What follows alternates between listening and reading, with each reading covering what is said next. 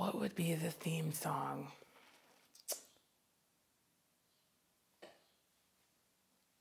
There are so many. But like, has to be one that's like, that's it. That's the story of the life so far. Huh.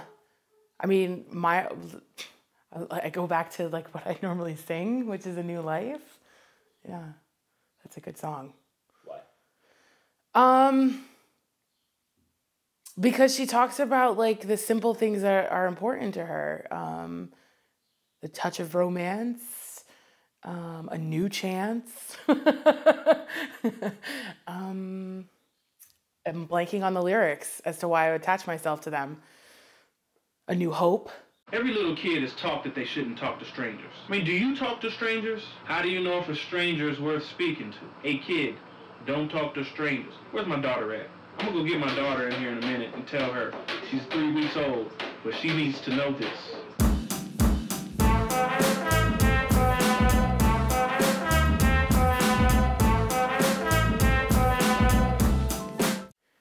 So my mother walked my sister and I into Astoria Boulevard, just in the middle of traffic. And yeah, and then the rest is history as far as being taken away and put in the lovely foster care system of America. I was scared as far as being beaten every night because of peeing the bed. So if I'm remembering correctly, because I was really young at that point, like around 3, every night after I wet the bed, she would come in and beat the crap out of me.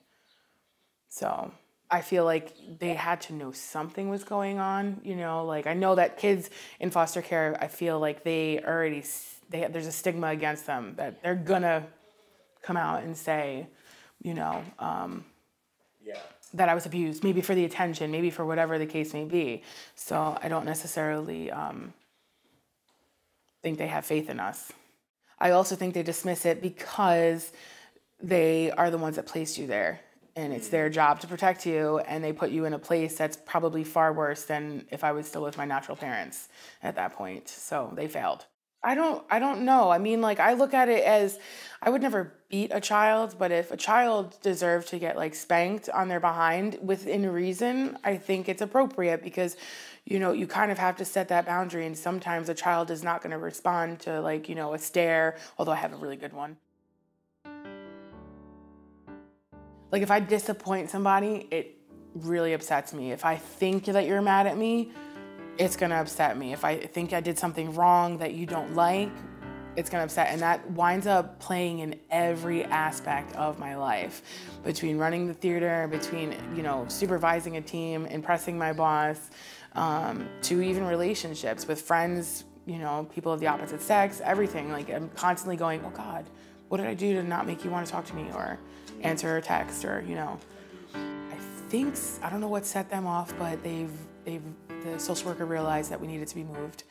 And so Helen got the call that they had a 3-year-old and a 9-year-old. And the 3-year-old's name is Christina, and the 9-year-old, we cannot pronounce her name. And she goes, is it Demetra? And they were like, yes! And she was so excited because she already had Demetra. So she was like, bring them, like, let's go. And so we came there that night. I don't remember actually going into the house or anything like that, but I do remember at one point, because, you know, she couldn't stand up like to, you know, like how parents will like clip your toenails and all that fun stuff. So my mother used to put us on the table, which is so disgusting thinking about it. Well, she did what she had to do. Right. So I remember sitting in front of her and she had my feet. And then I just blurted out everything that happened. And I don't know where my sister was because my sister probably would have, you know, been like, shut up, you know, about it or whatever. But I blurted everything out. And from that point, you knew somebody was fighting for you. You know, she reported it right out to the social workers. I remember we were taken to the doctors, and every time she spoke about it to the doctors, she cried, which was really cool because, you know, I'm gonna choke up.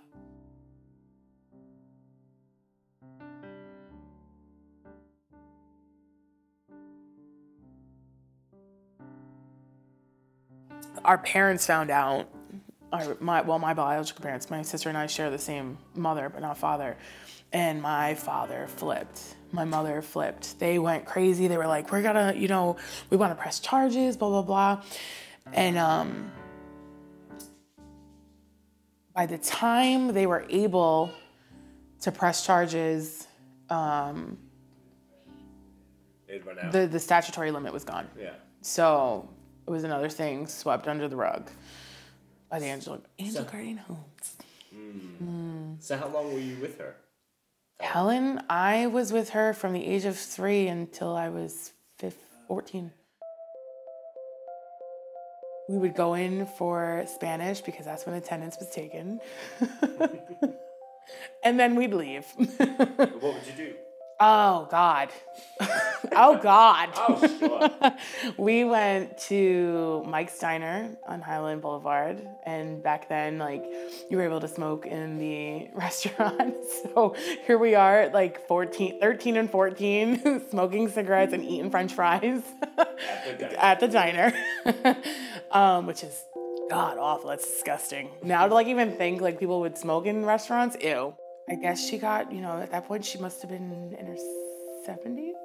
So she's tired, to take on a 14-year-old that's starting to go down the wrong path. So she made probably one of the best decisions as a provider of care for me to say, the first decision was you're gonna have to go in a group home. And I said, no way. I know how that rolls, not happening. And so it was almost like her saying that pushed me to call my dad. Seeing him was strange because I kind of remembered what he looked like from pictures, but to see him and go, oh, I'm your kid. You saw yourself. Yeah, tall, heavy set, everything. He was actually surprised because he thought I was going to be skinny. And I'm like, do you know what family we come from? Yeah. So I think that was a little surprise. And he's like, you just looked like a little greasy kid. And I was like, what? And at 14, you're not realizing that you need to bathe a little bit better. Yeah. So you went and lived with him? I did. And we didn't know each other. And learning about each other was a trip because my dad thought, oh, we're getting a female in the house. And, being with the Greek and the Mediterranean thing, female, oh, she's going to cook dinner and wash dishes. I was like, I don't know who you think I am, but I was raised by a German lady. So it's not going to happen. So we butted heads a lot. I had to remind him that I'm your child. I'm not your caretaker. It's your turn. You got away for 14 years. Right. It's your turn. We realized that we were one and the same person with the whole nature versus nurture thing, knowing where my temper came from, knowing where, we'd both do this. No idea. Once I saw my dad do it, I went, oh my God. I do the same thing when we're talking. It's just the weirdest thing. So learning all those type of things and learning the boundaries that, he needs to ensure that he is the dominant one in the household. And he's a very democratic parent. So you can almost you can go pretty far with him, speaking and, even cursing, whatever. He's really good like that.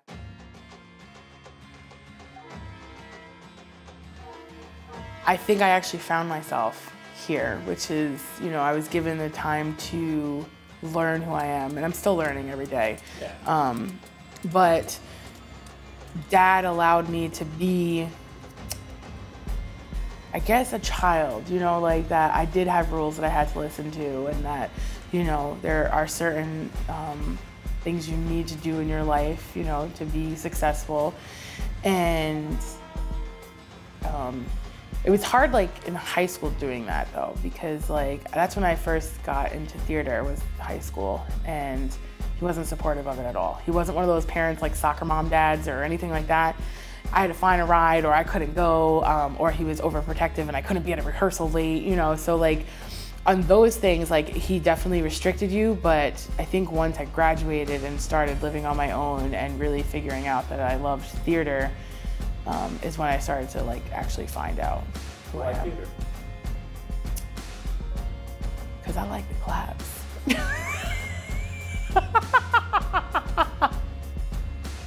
I feel like I'm sharing something with somebody when I sing. You know, even if it's somebody else's words, I've never done an original piece, don't know how to write. Yet.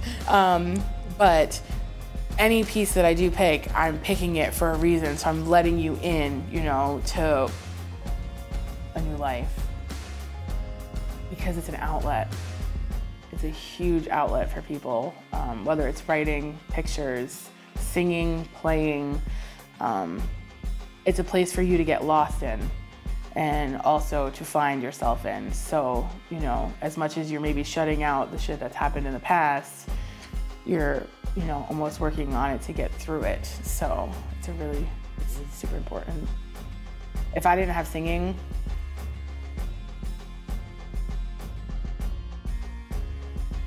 eighth grade in Staten Island. We had remember when Selena was big, Dreaming of You? There was that song that was gonna happen at the chorus concert. My Heart Will Go On was the other one, of course. And then there was also another one, That's What Friends Are For. So of course I was gunning for Celine. I was like, I need her in my life. And these two girls, the sopranos,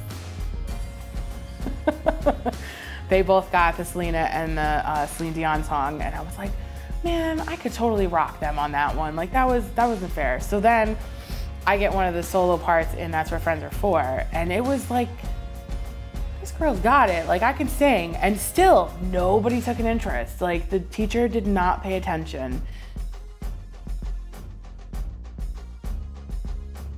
So this theater company goes back all the way to high school. One of the people that we had in the group was Brett Pelez, and he took notice, which was really cool. The first 2 years of that high school, you had to audition, and I wouldn't. I was like, I'm not going through that again, not happening. And so then he came in, and it was kind of like, do you want to join chorus? And I was like, okay, let's go. You know, no need. He's like, I just want to hear where you're at, and you know, figure out what section to put you in. And I got in the sopranos.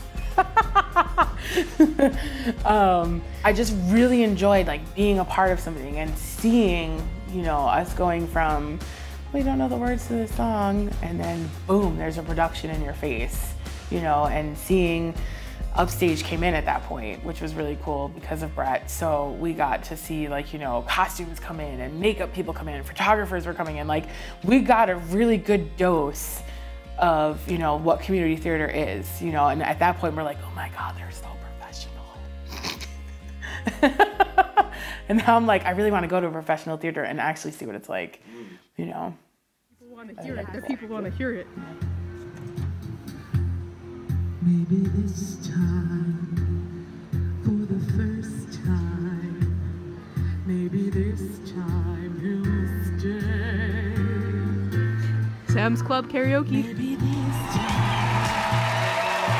Folks, you don't know this woman sitting next to me. She decided to have an impromptu karaoke session in the aisle of a Sam's Club that she had no idea that 13 million people would be watching. I like to high five myself on social media. I like my own posts sometimes. Oh no, Christina!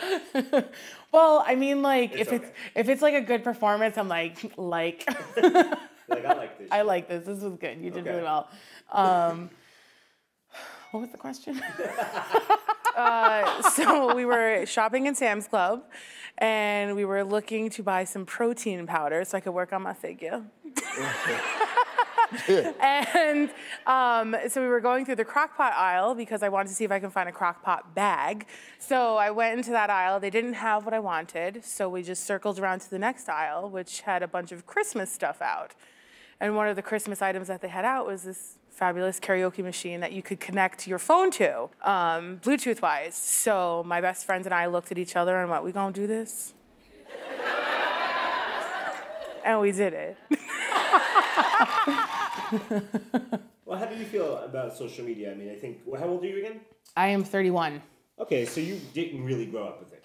No, I'm on the cusp of the Millennial Generation X group. Yeah, you're so right. yeah. I like it for the part of connecting to people. So I don't get to see a lot of like my childhood friends and family and all that fun stuff. So that's the nice part about social media. But then there's the part where everybody thinks that they can just say whatever they please. I mean, like, regardless, like, if they don't care if they've been hurting your feelings, and like trolls, like, get out of here. I can't. I'm like, what are you doing? Like, do you literally just sit at your computer being like, I'm gonna get this one? Like, I love how trolls. is, oh. I do. When a troll appears, I'm like, Let's play. I follow a couple of like Greek things, and one of them posted, and it was a Donald Trump tweet, and I was trying to find it and couldn't find it anywhere.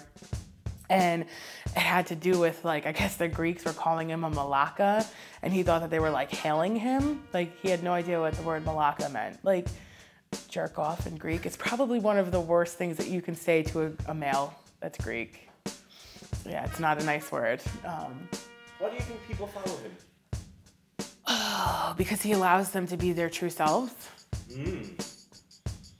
He allows, like, he says it's okay to not be politically correct, or, you know, yeah, like, really hateful. Like, it's amazing to me that any conversation that you can have with somebody that's, you know, of the opposite political party, like, as soon as you start maybe saying something like politically correct, you know, they're totally, you know, saying, like, if you're saying African American, you mean the black person? Like, you know, I just feel like they have to be like, it's now my time to be A jerk off. yeah, that I'm allowed to be an asshole. How do you say A it? malaka. A malaka. Yeah. And if you ever say the word LGBT community to me, you might as well just walk up to me and just say, you know what? I'm a brainwashed idiot. I don't read the Bible. I don't love God. I'm just a brainwashed fool that has my mind filled with TV, Hollywood, and can't think for myself. God, religion scares people about gay people, for the most part. I think organized religion plays a huge role in people not thinking for themselves. You know, they're believing, I think there's a higher power. I do believe in God, but I don't believe in the man-made book. I don't believe in the Bible. My father would kill me. I've said it to him numerous times that I don't believe in it. You are gonna tell me, unless I hear it from God's mouth, you're gonna tell me you created somebody who is homosexual, and you're gonna shun that person? They're sodomites. They're dogs. Yeah. That's what the Bible calls them. Dogs. Yeah. Dogs! I know in the religion that our family follows, in Greek Orthodox, a woman's not even allowed to step on the altar. It is 2017, and she cannot go on the altar unless she's being married. Like, but woman bore you. Like, you came from the vagina, and you're shunning it. Like, I don't think females are treated with as much respect as they should be, you know, like in a generalization, like when you're seeing, you know, a woman walk down the street and she's being treated as, you know, a piece of meat, you know, which is, to me, like, I enjoyed it the first time it happened because it was the only time it happened. So I was like, all right, bring it on, you know, like, whatever. But to be a female that's gonna walk down the street and constantly get catcalled for her body versus what's inside, I'm sure that I would get super annoyed after a while, you know, like, there's more to me than just tits and ass. It's very phonetic. A lot of Greek stuff is phonetic. Yeah, Kokonis. Yeah, if it was written in the phonetic language, I'd be able to say it immediately. Kokonis. Coconuts. Oh, yeah. Oh. I can't keep quiet. No, no. I can't keep quiet. No, no. A one-woman riot. No, I can't keep quiet. I mean, you have your people who aren't as much in touch with themselves, but I feel like a woman is in touch. You know, she's able to express, you know, how she's feeling, but at the same token, if she expresses something that, you know, maybe she's upset with, like with a significant other, she's crazy versus being honest. Yeah. You know, so even though she's able to express it and put it into words, sometimes it's not respected, you know, that it means something. Oh, you're just being crazy today. Okay, no, I'm not, you know, or read my damn text. and answer it. Oh, you're just being crazy. No, I'm about to get crazy. I got you crazy. Okay. I'm proud that my culture has facilitated, you know, American democracy, but at the same token, I'm very sad because Americans are like or the American culture is disappointing to what the Greeks laid down as a foundation, you know, that, you know, the democracy in general, like it's not a democracy. Like I don't feel like I think it's all a lie, you know, like you look at votes and you see that clearly one party won over the other, but the Electoral College took that, like, and then, so I don't make myself as educated as I should be about like politics, and you know, I kind of get wrapped up in the stupid stuff, like the comfy fee. You light it up, you fired up, keep on keeping on. I'm just tired of the bickering, because if it was really about the politics and what somebody was doing, you really want to see like their mission. And right now, the only thing I'm seeing is Democrats versus Republicans, whites versus blacks. You know, it's tearing us apart at this point. And for such a superior baby nation, I feel like. I know. We're like amazing, like when it comes to like, you know, the people of the nation, not the people who represent us, but the people of the nation coming together, the liberals, and fighting for people and, you know, really sticking up and making a movement. I'm proud of them, but we are the laughing stock of everybody else. Yeah, like other countries are like, what's happening? They're like, yo, America, y'all mad doofy. Like, I think it just means to me being you. I think you should be free. It's not an American right. It's not a European right. It's a human right to just be you. If you're not harming anybody, you know, or harming yourself, that's like, and you get to be who you are, that's what it is, freedom.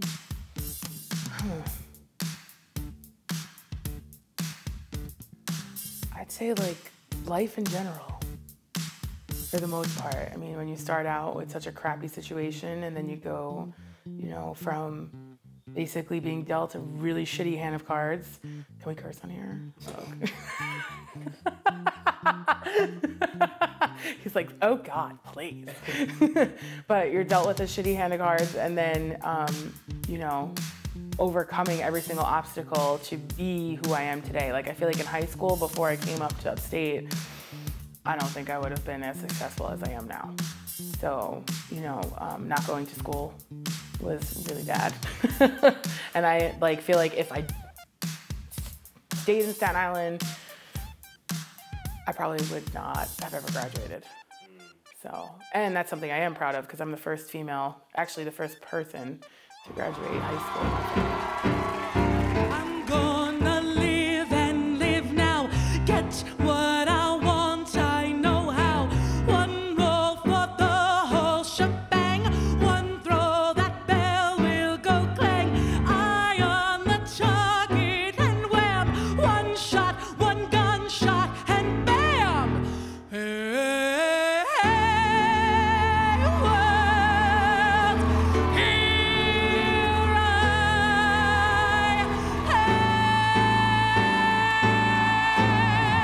am. I'm not here to sell you my story so that I can get something from it. I'm here to show you what I am because of that story. How much more burned out? I'll beat my drum, and if I'm burned out, your turn at bat, sir. At least I didn't think it had, sir. I guess I didn't make it. Get ready for me, love, 'cause I'm a comer. I simply gotta march. My heart's a drummer. Nobody don't nobody is gonna rain on my parade.